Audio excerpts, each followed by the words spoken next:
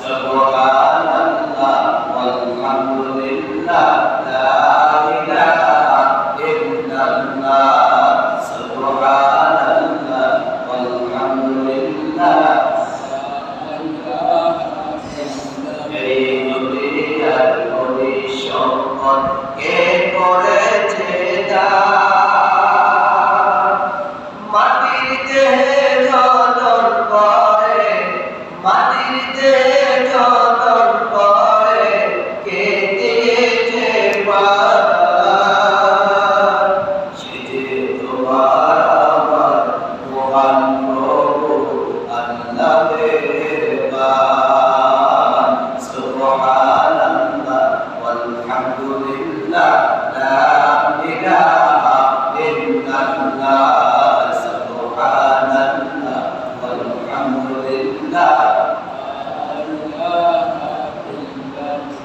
বাইদান নামাজের রোজা সাইলো না বাবা মার খেদমত করলো না নবীর সুন্নাত সাইলো না ভাই নবীর সুন্নাত সাইলো না ভাই বেদাত আমল কইরো না জোরে লা ইলাহা ইল্লাল্লাহ লা ইলাহা ইল্লাল্লাহ লা ইলাহা ইল্লাল্লাহ লা ইলাহা লা ইলাহা ইল্লাল্লাহ মুহাম্মাদুর রাসূলুল্লাহ সাল্লাল্লাহু আলাইহি ওয়াসাল্লাম। আপনারা সবাই কেমন আছেন? আলহামদুলিল্লাহ। আল্লাহ পাক রব্বুল আলামিনের কাছে লাখ কোটি শুকরিয়া যে রব্বুল আলামিন আল্লাহ সুবহানাহু ওয়া তাআলা আপনাকে এবং আমাকে আজকে পবিত্র ইয়াউমুল জুমআ আল্লাহ পাক রব্বুল আলামিন আমাদের সবাইকে দয়া করে মায়া করে আল্লাহ তাআলার ঘর মসজিদে আসা এবং বসার তৌফিক দান করেছেন। আমরা সকলে কালিমাতুশ শুকর আদায় করি আলহামদুলিল্লাহ আলহামদুলিল্লাহ। রব্বানা লাকাল হামদ হামদান কাসীরান طيبا مباركا فيه يا ربي لك الحمد كما ينبغي لجلال وجهك وعظيم سلطانك لك الحمد بالإيمان لك الحمد بالإسلام لك الحمد بالقرآن প্রশংসা আদায় করলাম আল্লাহ খুশি হয়েছেন কে আল্লাহ সে আল্লাহ আস্থা কি দেয় কোথায় আরশ আজিমে আর পেদা হয়েছেন কে শয়তান পেদা হয়েছেন কে আমার সম্মানিত দিদি ভাইরা আজকে আমার পবিত্র জুমা আলোচনার বিষয় হচ্ছে দাওয়াতের গুরুত্ব নবী রাসূলগণের দাওয়াতের বিষয় সকল সাহাবা کرام তাবিঈন কিভাবে দাওয়াত দিয়েছেন সেই সম্পর্কে আপনাদের মাঝে সংক্ষিপ্ত আকারে কোরআন এবং হাদিস থেকে তুলে ধরার জন্য চেষ্টা করব ইনশাআল্লাহ। দাওয়াত অর্থ হচ্ছে আল্লাহর পথে মানুষকে ডাকা, আল্লাহর পথে মানুষকে ডাকা, ঈমানের পথে ডাকা, ঈমানের পথে যারা বেঈমান তাদেরকে দাওয়াত দিয়ে ঈমানের পথে ডাকা। দাওয়াত মানে সত্য, দাওয়াত মানে কি সত্য, সত্যের প্রকাশ। দাওয়াতের মাধ্যমে একজন মানুষ সত্যের প্রকাশ পায়। দাওয়াত মানে ইসলামের রূহান মানি প্রচার করা। সুবহানাল্লাহ। দাওয়াত মানে ইসলামের রূহান মানিগুলো প্রচার করা। এই পৃথিবীতে আল্লাহ সুবহানাহু ওয়া তাআলা আপনাকে এবং আমাকে পাঠানোর উদ্দেশ্য হচ্ছে একটাই, মানুষকে আল্লাহ তাআলার পথে ডাকা, কথা মানুষকে আল্লাহর দিকে আহ্বান করা। আল্লাহ তাআলা বলেন, ওয়া মা খালাকুতুল জিন্না ওয়াল ইনসা ইল্লা লিয়াবুদুন। আল্লাহ তাআলা বলেন, আমি জিন এবং মানুষকে অন্য কোনো উদ্দেশ্যে সৃষ্টি করিনি। আমি জিন এবং মানুষকে সৃষ্টি করেছি একমাত্র শুধুমাত্র কেবলমাত্র আমার ইবাদত করার জন্য। আল্লাহ তাআলা সূরা ফাতিহার মধ্যে বলেন, ইয়্যাকা না'বুদু ওয়া ইয়্যাকা নাস্তাঈন। আল্লাহ তাআলা সকল ইবাদত বান্দাদেরকে লক্ষ্য করে বলেন, ওই ইবাদত বান্দারা তোমরা আমার ইবাদত করো এবং তোমরা আমার কাছে সাহায্য চাও। সুবহানাল্লাহ। তার ইবাদত করো কার? সাহায্য চাইব কার কাছে? দাওয়াত দিব কার সন্তুষ্টি অর্জন করার জন্য? আল্লাহ তাআলা আমাদেরকে এই পৃথিবীতে সৃষ্টি করেছেন শুধুমাত্র কেবলমাত্র আল্লাহ তাআলার দাওয়াত কাজের উদ্দেশ্যে। মানুষদেরকে দাওয়াত দিতে হবে, মানুষদেরকে দাওয়াত দিতে হবে ইসলামের পথে আহ্বান করার জন্য, ইসলামের দিকে আসার জন্য মানুষদেরকে দাওয়াত দিতে হবে। এটা হচ্ছে প্রত্যেকটা মুমিন বান্দাদের বৈশিষ্ট্য, যেটা আমরা মুসলমান। আমাদের লক্ষ্য উদ্দেশ্য হচ্ছে এই পৃথিবী থেকে আমরা একদিন চলে যাব। আল্লাহ তাআলা আপনাকে এবং আমাকে এই পৃথিবীতে অল্প কয়েকদিনের জন্য, কয়েক সেকেন্ডের জন্য আমাদেরকে হায়াত দিয়েছেন। আমাদের হায়াত যখন শেষ হয়ে যাবে তখন আবার আমরা আল্লাহ তাআলার কাছে আবার ফিরে যেতে হবে। আল্লাহ তাআলার কাছে আবার। আল্লাহ তাআলা বলেন, মিনহা খালাকনাকুম ওয়া ফিহা নুঈদুকুম ওয়া মিনহা নুখরিজুকুম তারাতান উখরা। আল্লাহ তাআলা বলেন, আমি প্রত্যেকটা মানুষকে এই মাটি থেকে সৃষ্টি করেছি। আবার ওই বান্দা যখন হায়াত যখন শেষ হয়ে যাবে, প্রত্যেকটা মুমিন বান্দা এই মাটির নিচে আবার প্রবেশ করতে হবে। তাহলে এই পৃথিবীতে আমরা হচ্ছে ক্ষণস্থায়ী। আমরা কি ক্ষণস্থায়ী? যত রাজা বাদশাহ, যত বীর আউলিয়া, যত নির্মমী ব্যক্তি হোক না কেন, সবাই এই পৃথিবীর ক্ষণস্থায়ী।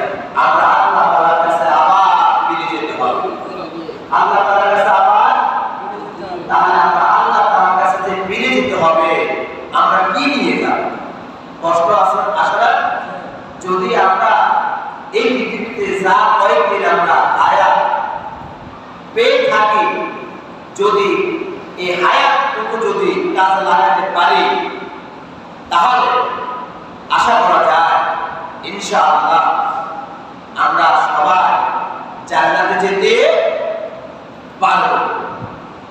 যদি আমাদের প্রত্যেকের হায়াতটুকু যদি আমরা দাওয়াত ছাড়া অন্য কাজে যদি ব্যয় করি, আমাদের হায়াতটুকু যদি ইসলামের কোনো উপকার না হয়, দাওয়াতের কোনো উপকার না হয়, নবী রাসূলগণ যেইভাবে দাওয়াত দিচ্ছে, কথা মানুষকে আল্লাহ তাআলার দিকে আহ্বান করছে, যদি আমরা আমাদের লক্ষ্য উদ্দেশ্য যদি সেটা যদি না হয়, তাহলে আমাদের স্থান হবে জাহান্নাম। আল্লাহ তাআলা বলেন, কুনতুম খায়রা উম্মাতিন উখরিজাত লিন-নাসি তা'মুরুনা বিল-মা'রুফ ওয়া তানহাউনা 'আনিল মুনকার। আল্লাহ তাআলা বলেন, তো আমার কাছে সবচেয়ে সম্মানিত ব্যক্তি, সম্মানিত জাতি হলো ওই ব্যক্তি যে নাকি কথা মানুষকে আল্লাহ তাআলার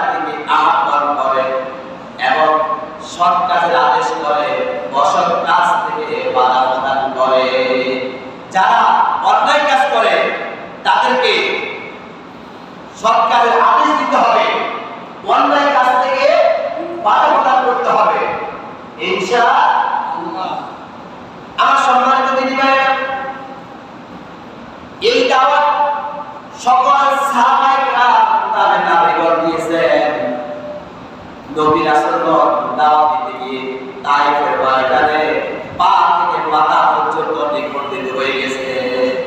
কত নবী রাসূলগণ মার খেয়েছে, লাঞ্ছিত হয়েছে, অপমানিত হয়েছে। কত নবী রাসূলগণ জেল খাটছে, কত নবী রাসূলগণ জেল খাটছে। আমার সম্মানিত দিদি ভাইরা, তাহলে এই দুনিয়াতে, এই পৃথিবীতে আপনি আর আমি যা কয়েকদিন আমরা হায়াত পেয়ে থাকি না কেন, আমার হায়াতটা যেন সকল নবী রাসূলগণ যেভাবে দাওয়াত দিয়েছেন, আমরা নবী রাসূলগণদেরকে অনুকরণ করে আমরা দাওয়াত দিব। আমার সম্মানিত দিদি ভাইরা, মুসা আলাইহিস সালাম দাওয়াত দিয়েছেন, ইউনূস নবী দাওয়াত দিয়েছেন, নূহ আলাইহিস সালাম 900 থেকে 950 বছর দাওয়াত দিয়েছেন। তারপর এক বিন্দু নৈরাশ হয় নাই। নূহ আলাইহিস সালাম দাওয়াত দিয়ে কত লাঞ্ছিত অপমানিত হয়েছেন, পায়ের গিরানি পর্যন্ত ক্ষয় হয়ে গেছে। তারপর দাওয়াত বন্ধ করে না। আমরাও দাওয়াত বন্ধ করব না। যেহেতু নবী রাসূলগণ দাওয়াত দিয়েছেন, আমরাও দাওয়াত দিব। দাওয়াতের মাধ্যমে একজন কথা ব্যক্তি, একজন গুনাহগার বান্দা বান্দি যদি সব পথে যদি আসতে পারে, আপনার একটা দাওয়াতের কারণে, একটা হাদিসের বাণীর কারণে, একটা কোরআনের আয়াতের বাণীর কারণে একজন ভাই যদি ইসলামমুখী হতে পারে, সব পথে আসতে পারে, জান্নাতমুখী হতে পারে, তাহলে দুনিয়াতে যতদিন বেঁচে থাকবে ততদিন আল্লাহ তাআলা আপনার উপরে শান্তি বর্ষিত করবেন। আপনি দুনিয়ায় থেকে চলে গেছেন, আর একজন ভাই পিছনে দাওয়াতি কাজ করছে, ওই ভাই দুনিয়াতে থাকা অবস্থায় যখন নেক আমল করবে, প্রত্যেকটা নেক আমলের কিছুটা নেক আমল হলো আল্লাহ তাআলা আপনার আমলনামার মধ্যে লিপিবদ্ধ করে দিবে। সুবহানাল্লাহ। আল্লাহ তাআলা বলেন, ওয়া মান আহসানু কওলান মিম্মান দাআ ইলা আল্লাহি ওয়া আমিলা সালিহান ওয়া ক্বালা ইন্নানি মিনাল মুসলিমিন। আল্লাহ তাআলা বলেন, তার কথা আছে, তার কথা বলতে পারে যে মানুষকে আল্লাহ তাআলার দিকে আহ্বান করে এবং বলে যে আমি মুসলমান, আমি কি মুসলমান। আর আল্লাহ তাআলা মুসলমান বান্দাদেরকে বলছে, ওই ইমানদার বান্দারা, মুসলমান বান্দারা, তোমরা দাওয়াত দিতে থাকো, দাওয়াত দিতে থাকো। আমার সম্মানিত দিদি ভাইরা, কোন ইমানদার বান্দা যখন এই জমিনে যখন ইসলামী হুকুমতের জন্য যখন দাওয়াত দিবে, হাসরের ময়দানে আল্লাহ তাআলা প্রত্যেকটা দাওয়াতি ব্যক্তিদেরকে আল্লাহ তাআলা ক্ষমা করে দিবে। সুবহানাল্লাহ। আমার সম্মানিত দিদি ভাইরা, বুখারীর বর্ণনায় আল্লাহ রাসূল সাল্লাল্লাহু আলাইহি ওয়াসাল্লাম বলেছেন, আল্লাহর রাস্তায় এক সকাল বা এক বিকাল ব্যয় করা দুনিয়ার মধ্যে যা কিছু আছে তার চেয়ে উত্তম। দুনিয়ার মধ্যে যা কিছু আছে তার চেয়ে কি উত্তম। এক সকাল অথবা এক বিকাল যদি আল্লাহর রাস্তায় যদি সময়টুকু যদি ব্যয় করে, সকালবেলা যদি হেঁটে হেঁটে যদি দাওয়াতি কাজ করেন, কারা কারা সমাজের মধ্যে নামাজ পড়ে না, কারা কারা সমাজের মধ্যে অন্যায়গুলো কাজগুলো করে, তারপরে বিকালবেলা যদি হেঁটে হেঁটে যদি একটু যদি দাওয়াতি কাজ করেন, কারা কারা নামাজ পড়ে না, কারা কারা সমাজের মধ্যে অন্যায়গুলো কাজ করে, আল্লাহ রাসূল বলে এই ধরনের ব্যক্তিদেরকে আল্লাহ তাআলা জান্নাতের মধ্যে সম্মান এবং মর্যাদা দিবে। সুবহানাল্লাহ। এক সকাল এক বিকাল যদি আল্লাহর রাস্তায় যদি কি করেন, সময়টুকু যদি ব্যয় করে। ওখানে বর্ণনায় আমার সম্মানিত ভাইয়েরা, দিনের রাস্তায় কেউ যখন দাওয়াত দিতে গিয়ে বের হয়, আল্লাহ তাআলা তার প্রতি কদমে কদমে 700 নেকি দান করবে। কত নেকি? যদি দিনের রাস্তায় দাওয়াত দেওয়ার জন্য আপনি যদি বের হন, আল্লাহ তাআলা আপনার প্রতি কদমে কদমে কত নেকি দিবে? 700 নেকি দান করবে।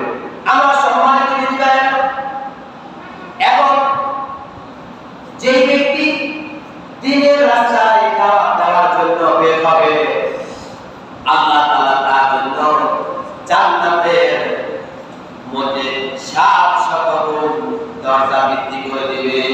700 দরজা বুলন্দ করে দিবে, খুলে দিবে, বৃদ্ধি করে দিবে। সুবহানাল্লাহ। আমার সম্মানিত ভাইয়েরা, যে ব্যক্তি দিনের রাস্তায় দাওয়াত দেওয়ার জন্য সকাল সন্ধ্যা বের হবে, আল্লাহ তাআলা তার আমলনামার মধ্যে 700 গুনাহ মুছে ফেলে দিবে। 700 গুনাহ আপনার আমলনামা থেকে কেটে ফেলবে, মুছে ফেলে দেবে। সুবহানাল্লাহ।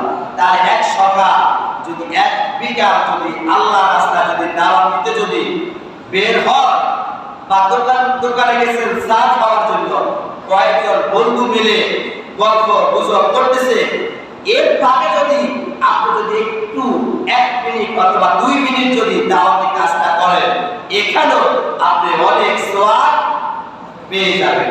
আমার সম্মানিত ভাইয়েরা, রাসূল কারীম সাল্লাল্লাহু আলাইহি ওয়াসাল্লাম বলেছেন, বুখারী ও তিরমিজি শরীফের হাদিসে রাসূল বলেন, কেউ যখন দাওয়াতি কাজে হাঁটা